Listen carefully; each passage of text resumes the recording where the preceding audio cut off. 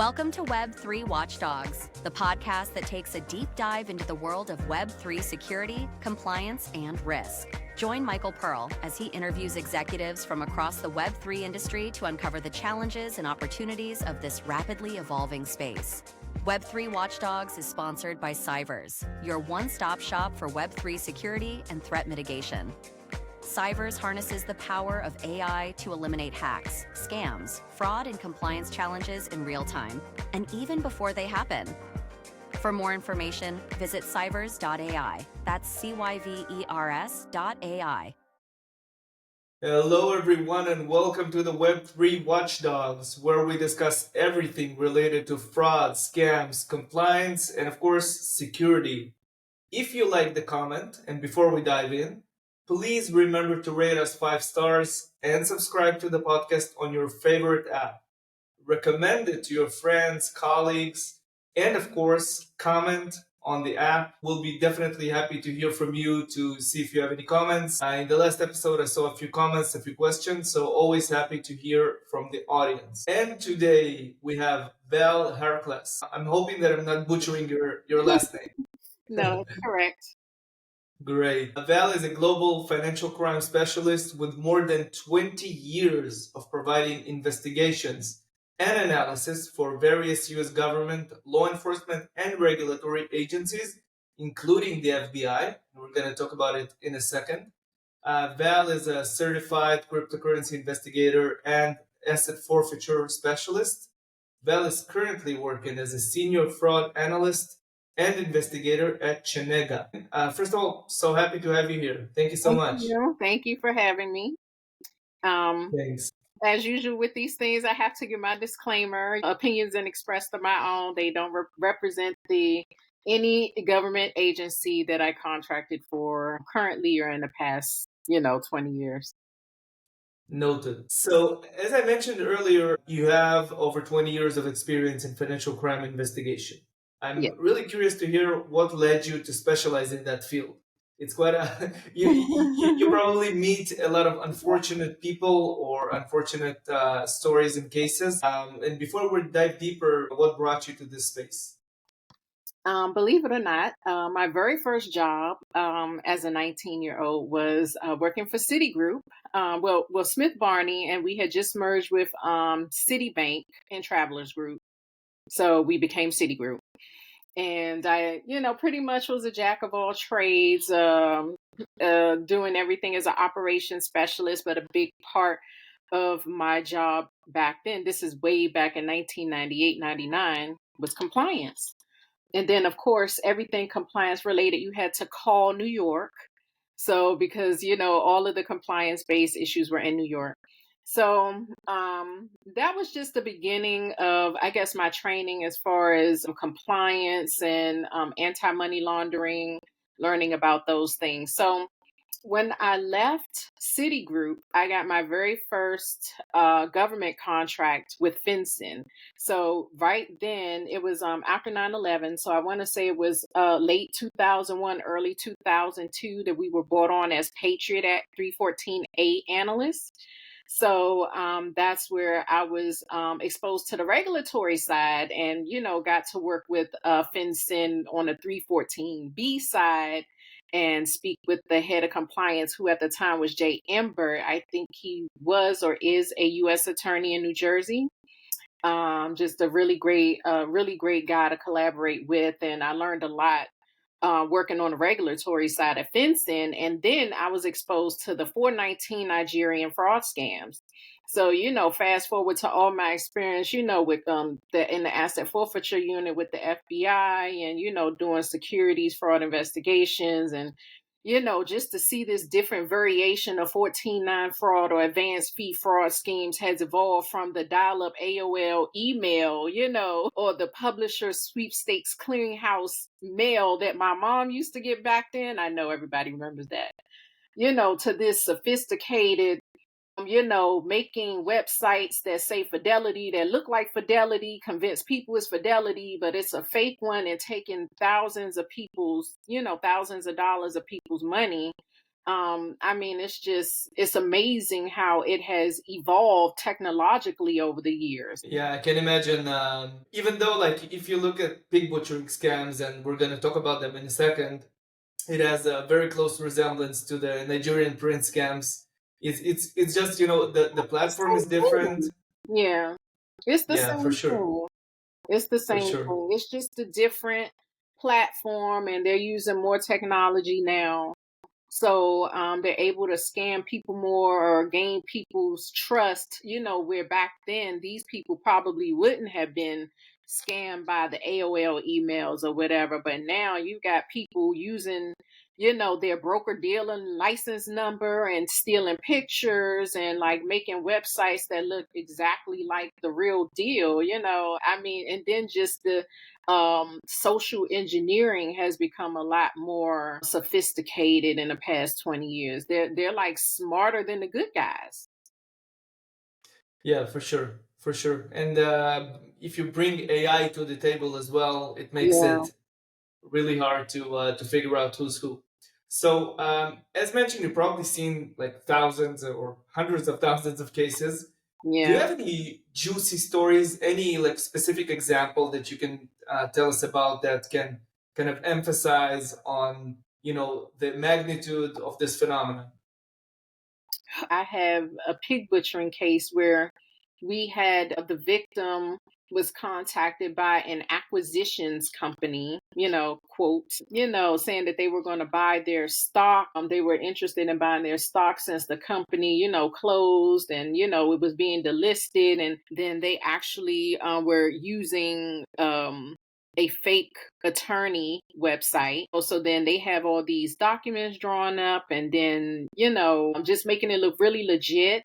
So then they have spoofed the SEC before. You can go online and look at public source information where people have shown documents where they have utilized the SEC seal and used the SEC commissioners' names and all kinds of stuff just to seem legitimate. So, I mean, I thought it was crazy because I'm like, you have this acquisition company, then you have the fake attorney company, who has a website and everything, looks totally legit, but they're not registered with the Bar Association.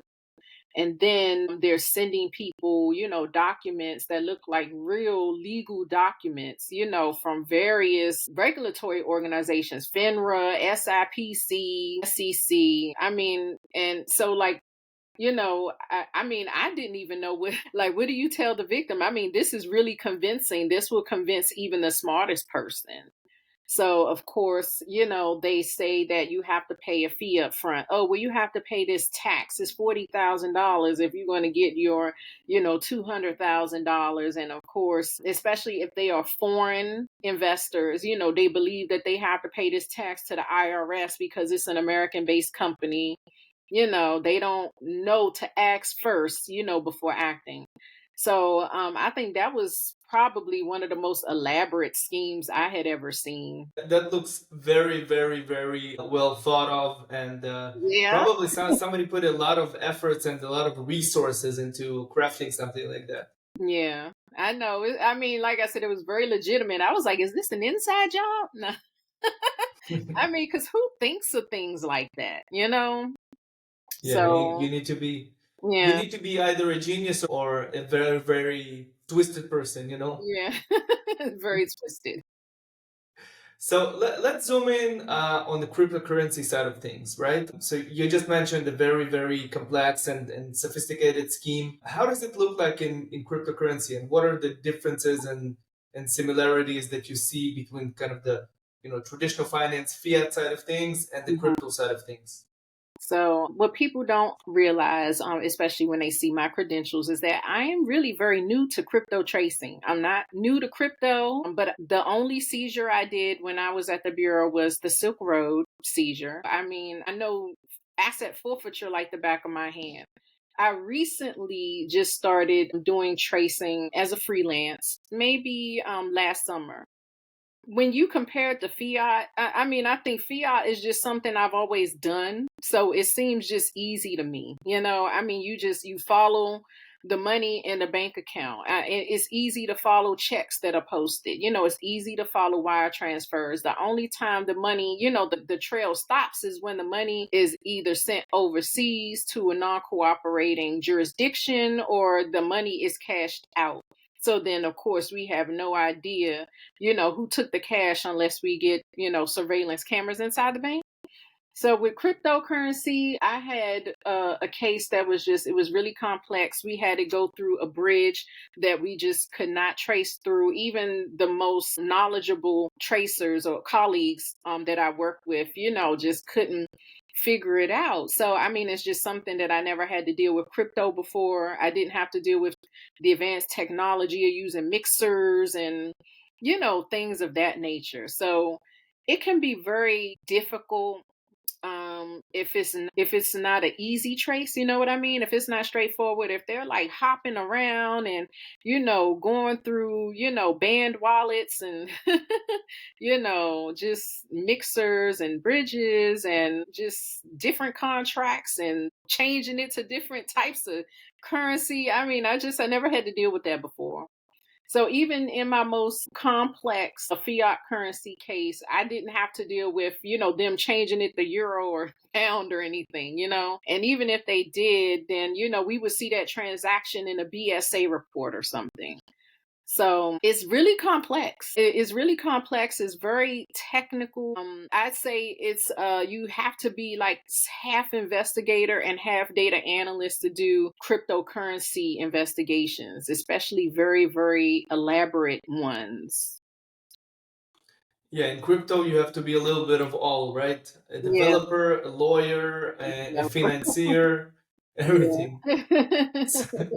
So I'm curious, in crypto, you eventually have all the data in front of you. The problem is how to contextualize the data, how to figure out, the where the money went to, mixers, swaps, bridges. You've mentioned them all.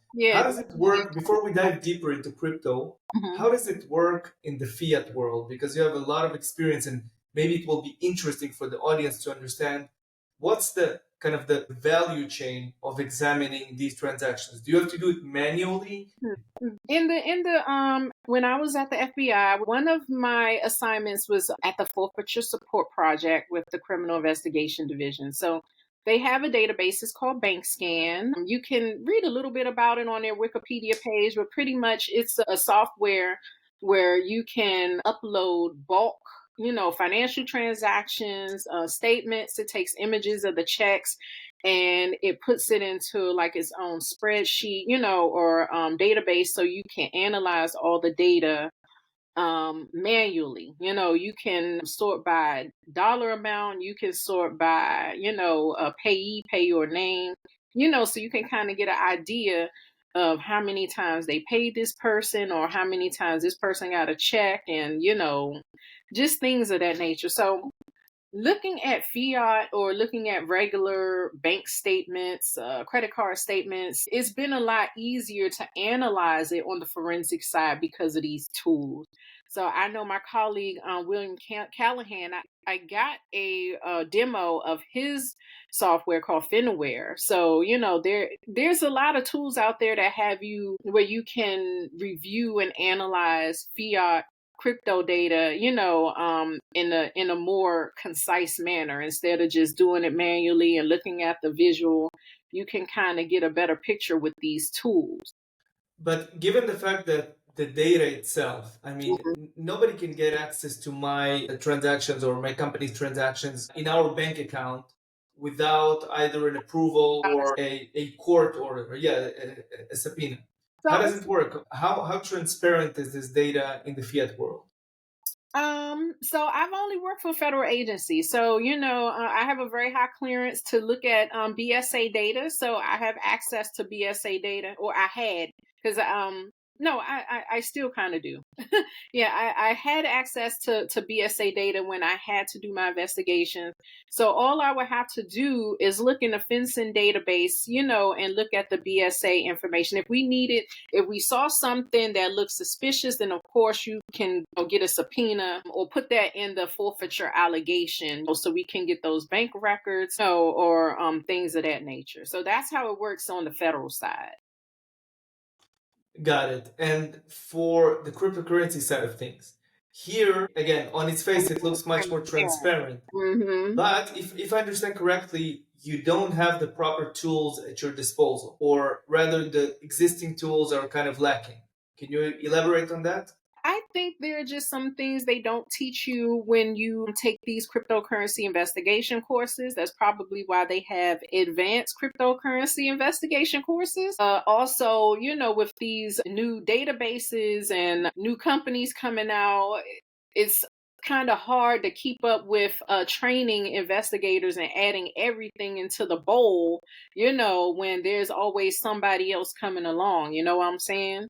So, like the example about the bridge, it just may be something that's difficult to trace because it could be very new. Maybe the tracing tool was not up to date enough. And that's another thing, every tracing tool is not created equal.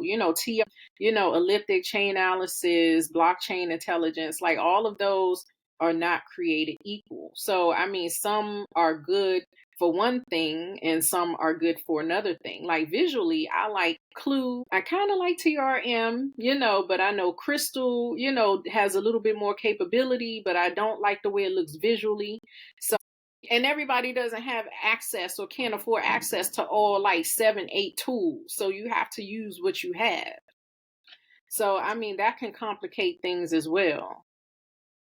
Yeah, for sure. And also, obviously, those tools, leaving the design and the interface aside, in terms of the capabilities, they're quite limited, right? When you stumble upon a bridge or a mixer or even some dApp that is doing a good job in scrambling the Yeah. money trail, Mm-hmm. at the end of the day, you lose the trail. You can't get through it. Yeah, you can't trace through it because you're not, like you said, it's scrambled. So, I mean, another tool might be able to, but, again, I don't have access to 8 different tracing tools. So I don't know which one would work best. And even if it did work for tracing through that bridge, it might not work with, a swap or, I mean, just different tools are good for different things, and it would be nice if they all can do the same thing, but that's just not possible right now. Yeah, I hear what you're saying. So let's talk about pig butchering. We mentioned it a little bit, and just for the sake of the audience that are not familiar, pig butchering essentially a Chinese term, right? Coming Yes. from the Chinese language, Yeah. referring to quite a few types of fraud, Yeah. primarily romance and investment. And I can just tell you from our data, because we're tracking pig butchering wallets and flagging them and Mhm. detecting pig butchering networks. During last year, we found more than $4 billion that were stolen in Yeah. hundreds of thousands of different incidents. I can also tell you that all the major exchanges are affected. So Mhm. essentially, nobody's doing a good job, essentially. That's what I can tell you, or most of them are. So what's the reason behind those figures? I mean, the exchanges have an awareness that I know for sure, and the other platforms as well. Why is it so hard to counter that phenomenon? Okay, so I don't speak for the investigations in my agency or any investigations with Shenega, but in general, law enforcement agencies don't have the capability of taking on the amount of complaints that are coming in. It's just way too many people losing money and not enough people to do the tracing. The current asset forfeiture rules don't allow for very quick recovery. unless it's at the administrative level. A lot of victims, unfortunately, some of their cryptocurrency that was taken is outside of our jurisdiction. It may have been taken by a Nigerian, person or the Asian. So if the money is outside our jurisdiction, then it has to go civil forfeiture or civil judicial forfeiture or criminal forfeiture. So that involves the U.S. Attorney's Office, and they have a threshold of what they're going to accept to prosecute. And that's because we have way too many other pressing matters. So I don't want victims to get offended when I say that their matter isn't pressing, but we have 89 judicial districts. They're handling all of the cases that come to them from not only DOJ components, but other, components like DHS and things of that nature. And then they're also handling things like child porn and criminal enterprise, all on a forfeiture AUSA. So if they have a $1,000 pig butchering scam, they're going to go for the 100, takedown that we just did of the child porn ring for the ICAC task force. And this is just, an example that I personally, witnessed when I was a forfeiture analyst at the FBI. I mean, like, things of national security take precedence over very low dollar amount seizures. And that's why, the Asset Forfeiture, or CAFRA, the Civil Asset Forfeiture Reform Act, allows for administrative forfeiture. So a lot of the cryptocurrencies can't be done at the administrative level, like I said previously. And then you only have maybe a few analysts, maybe five per FBI division or ATF or, whatever investigative agency division may only have 5 people doing tracing. And if they have like 100 cases, they're going to prioritize the high dollar amount ones first.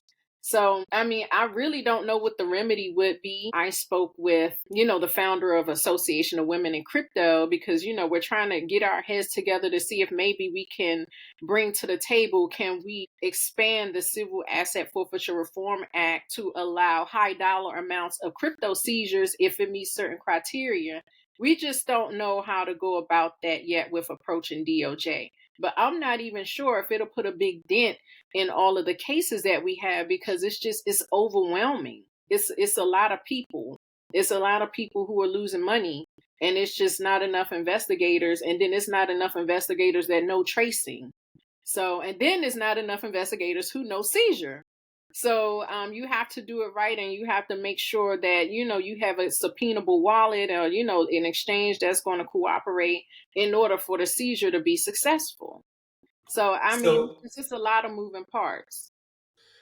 Yeah, it totally makes sense. So given what you're saying, obviously not everything should be on the federal level, not everything should be on the criminal level, right? Right. You mentioned the civil forfeiture, but also the platforms also have a responsibility, right? And if they do not accept this responsibility out of, just sheer good governance, they will accept it because they're losing money or harming their reputation.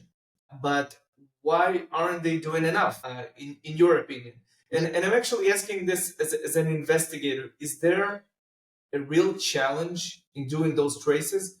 Because obviously when you think, nationwide in the US, you're talking about, hundreds of millions of people. But when we're talking about an exchange that has, a few dozens of thousands of users, why aren't they doing enough? I'm not sure what they could do. I mean, you have the crypto bros, advocating for freedom and transparency. So, I mean, they could limit movement, if they're like 10 hops, then we're going to stop you. I mean, but they're going from one exchange to another. So, I mean, if they're hopping around in the same exchange, then maybe they are doing enough as far as SAR and SAR reporting and anti-money laundering. But a lot of these cases, they go from one exchange to the next. So, I mean, it takes the burden off of them once they leave their exchange, and then they go to Mexi, and then they go to, like just another Kraken or something. So Coinbase, I mean, they just hop around probably to other known suspects' wallets. that are in different exchanges, and they do that, to be evasive, so they don't have the burden of proof on maybe the first exchange or the first host exchange. So, um, yeah, it's a difficult situation as far as regular local law enforcement, maybe state agencies. I know California is really trying to dive in there. As far as the prevention, they have their own agency that's advocating, and they have a website that has all of the crypto scams. So they're being a lot more proactive than the other states. So, I mean, if all the states were like in concert, with the same effort, I think we could do a lot more of prevention. But you just don't see that effort across the board, across states, attorney generals, or just state governments in general. And then local, like my local police department, they have task force officers doing the tracing for their crypto investigations, the ones that they do accept, because, the cost of having the tracing tool plus the training is cost prohibitive. So that's another issue. But you have people, like the crypto cop. I can't remember his name, but I know he does training for police officers, just regular police officers across the United States. And then you have the people at Crypto Track. They're also doing a lot of free training for police officers. So they're trying to get people on board. It's just, I guess, are agencies prioritizing this, over whatever is going on in their communities that might be more serious? Yeah, and just to give an example of a regulatory body that is taking this seriously, again, not from the criminal point of view, but more from the regulatory point of view, the FCA in the UK has recently issued the APP fraud regulation, right? And to put it very simply, any crypto platform can be liable and will eventually have to pay up to 85,000 pounds, if I'm not wrong, if one of their clients was defrauded. So essentially, then if you're an exchange and your client sent out, crypto to a wallet that is flagged as big butchering wallet and so on, eventually it's on you. Do you think it's a good solution for the problem?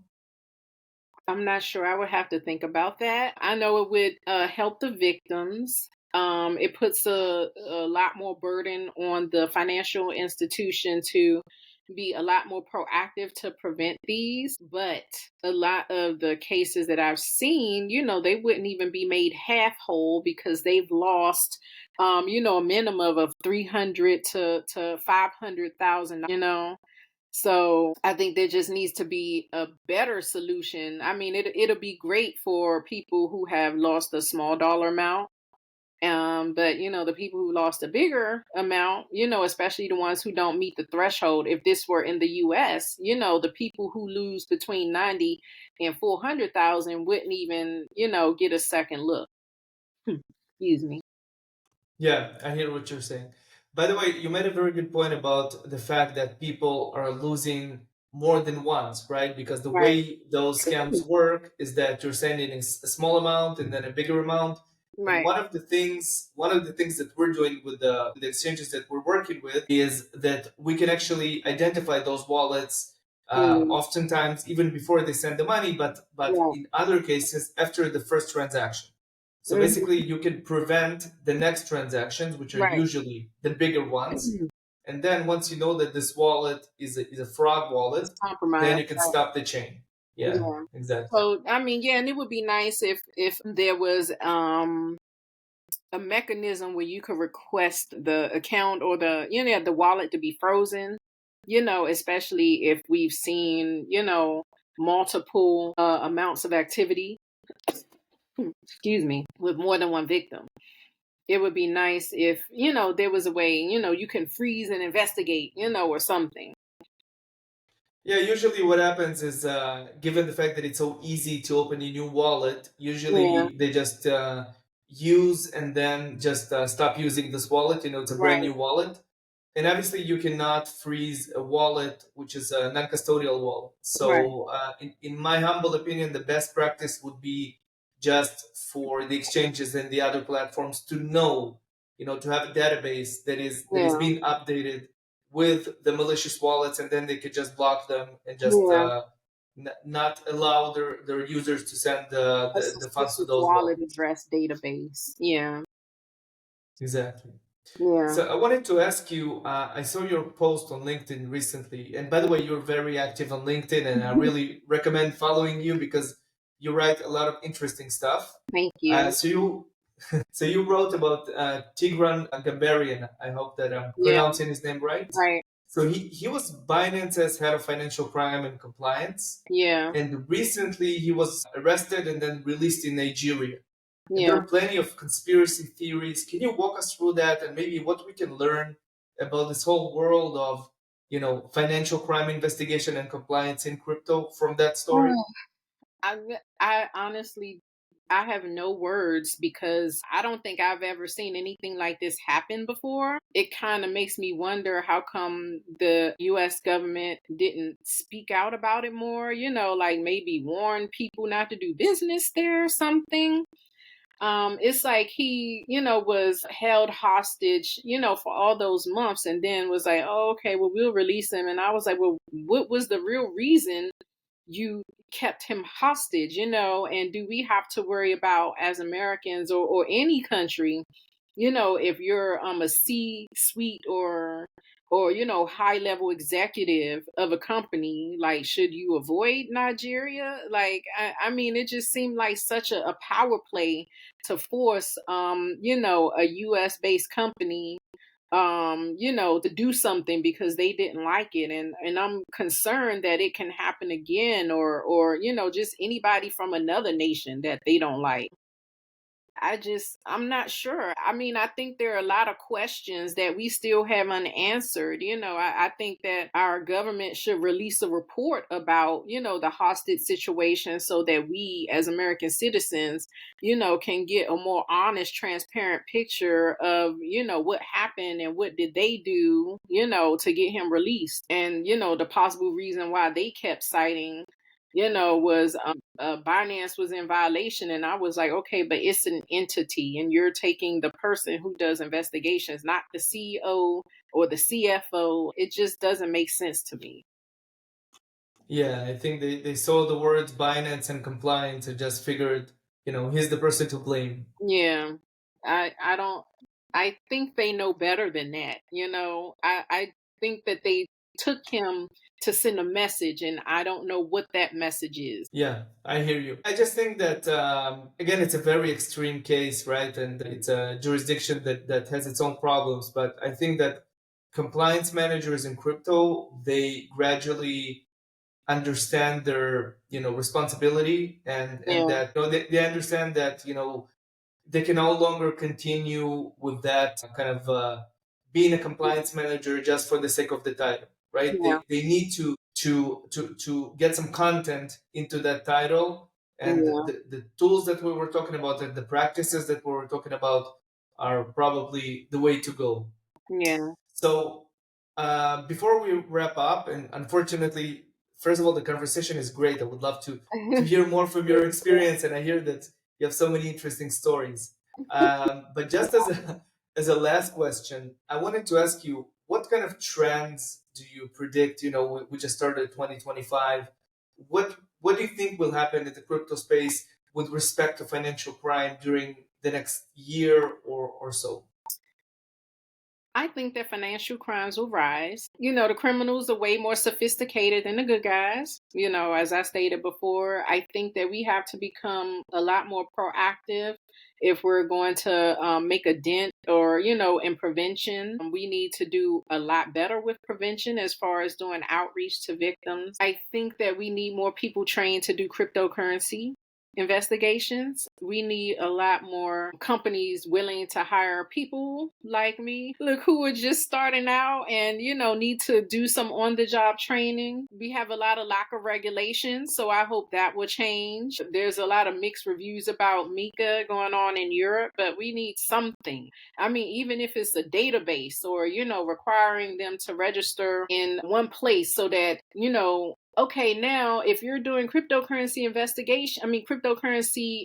investments, they have to be registered at this entity and you can check here. So just things like that. It won't cut down on the people who are really good at imposters, with the imposter apps and the imposter websites, because a lot of people don't take great care to look and make sure they're at the right website, and checking to make sure it's a real company or checking who is. But it will cut down on, people who didn't look in the first place, but now they know that they have somewhere to go. And they know that only, these 20 companies can legally do investments in the state of Maryland or something. So we need more regulation. We need to hire more people because law enforcement is overwhelmed, and we need more experienced people, more people who are trained in crypto and seizure. I think that there should be a course that includes seizure as part of the course, because what are you doing crypto investigations for if it's not for the purposes of seizing or recovering the victim's money back? So I think that things will get worse before it get better. Yeah, Val, and may I add to the list that you've mentioned, obviously we need more people doing investigations and compliance in general. And we need regulation for sure. And we talked about it, just to summarize. And may I also add that we need better threat intelligence tools that are doing this either automatically or with, live human investigators that will get better tools, better insights, that they can actually do their work and en masse, because as you said, those cases are only going to grow and multiply. I actually, in my humble opinion, I share your prediction that the financial crime will rise. I hope that we're wrong, but realistically speaking, when the money flows in, criminals flow in as well, and we'll probably see a growth during this year. Yeah. So, Val, thank you so much for this illuminating conversation. I had a lot of fun, and hopefully we'll talk again in 2025 and see if our predictions were correct. Yes, definitely circle back in December. Cool. Thank you so much. Thank you. Web3 Watchdogs is sponsored by CyVers, your one-stop shop for Web3 security and threat mitigation. CyVers harnesses the power of AI to eliminate hacks, scams, fraud, and compliance challenges in real time, and even before they happen. For more information, visit cyvers.ai. That's CYVERS.ai.